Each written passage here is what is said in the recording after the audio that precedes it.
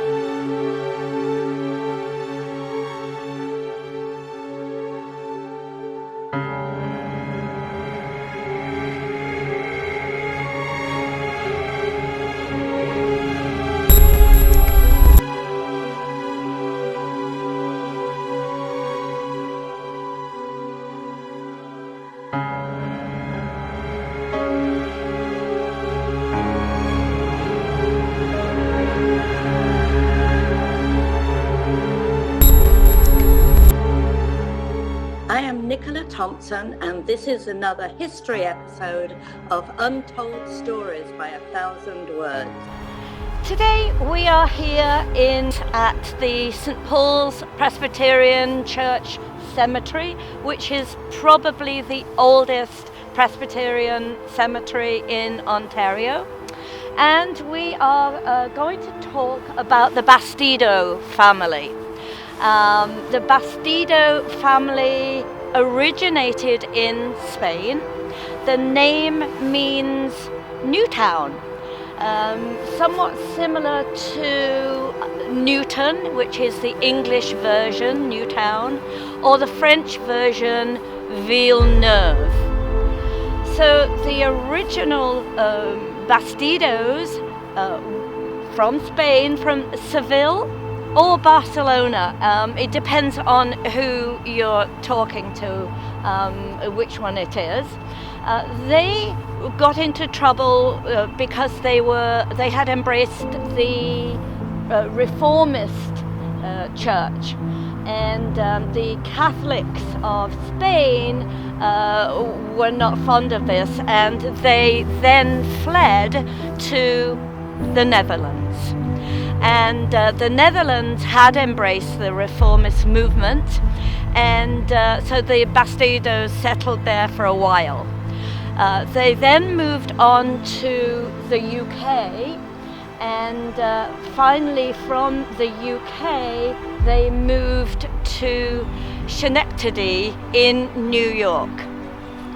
And the gentleman by the name of Jacob Bastedo was born in Schenectady in 1743, and he married Clarissa van Slyke in 1767.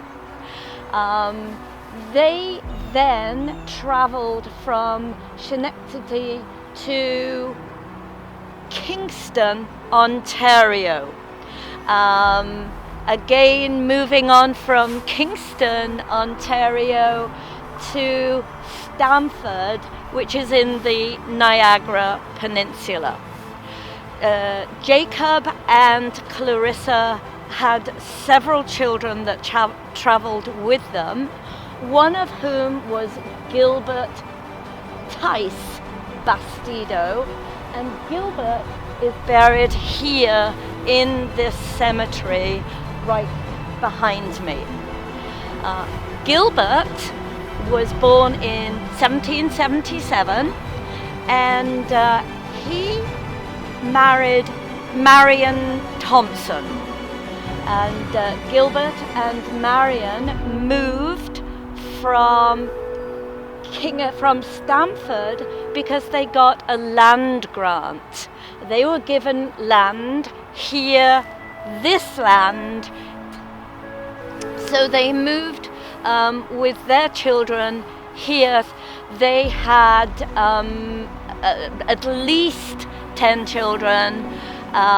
They set up house, they set up the farm, and this is where they settled for good. So that's Gilbert, Tice, Bastedo.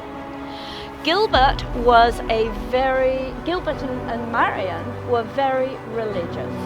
They were Presbyterian, they were devout Presbyterians, but there was no church or cemetery available to them.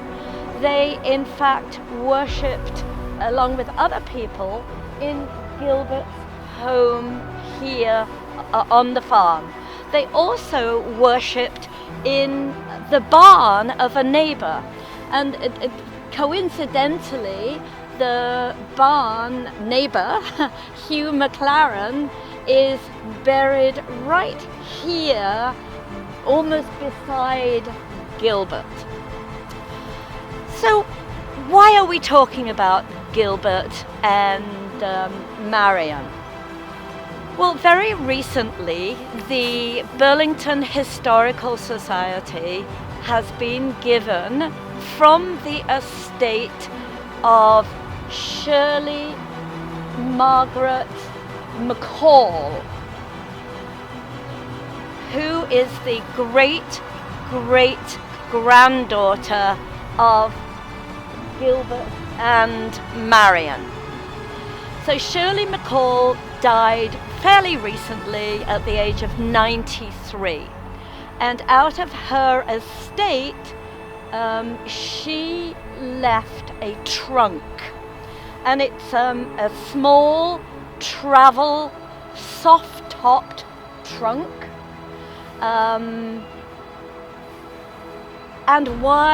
which the estate claimed that belonged to Gilbert Bastedo.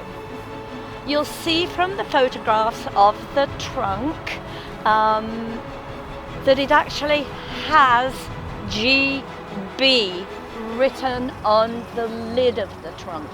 So that's our first clue. The second clue is, upon research, we can see that this travel trunk dates back to the late 1700s, early 1800s. So the time period fits in, the lettering on the top, and plus the fact that Gilbert travelled.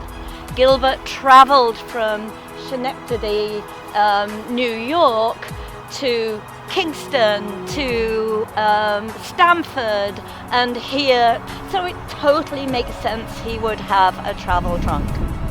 You'll see from one of the other photographs that when the lid is lifted, it has a slot, a hole in the lid where you could stuff your underclothes in there, and it would puff up the lid and make it into a seat, so that when you were traveling, you could sit on it. When you were waiting for transportation, you could sit on it. So it's a very, very exciting donation, generous donation for the McCall family, the heirs to the estate, to give this trunk to the Burlington Historical Society.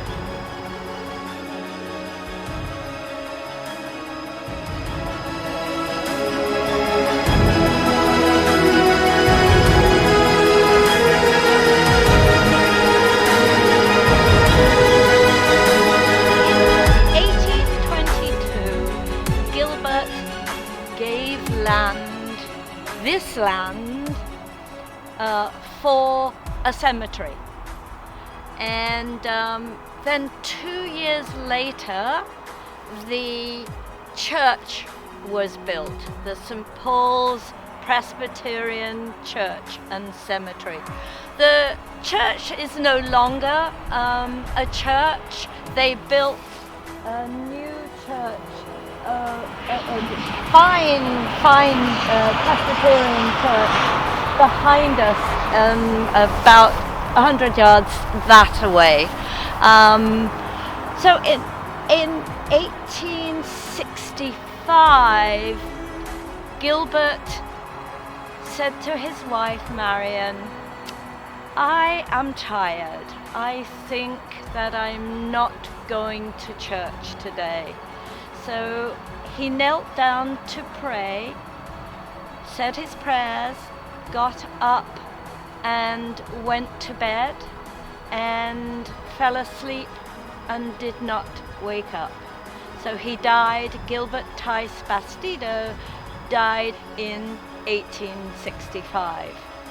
Marion, who survived him, lived for about another 3 years, and she died in 1868. So what is going to happen to the trunk now? At the moment, it's being very carefully guarded by Joan Downey, the president of the Burlington Historical Society, and it's being held in the history room at the Burlington Public Library, and Joan is trying to find a suitable spot to have the trunk safely displayed for the general public, and she and the society will make an announcement about when and where it will go on display.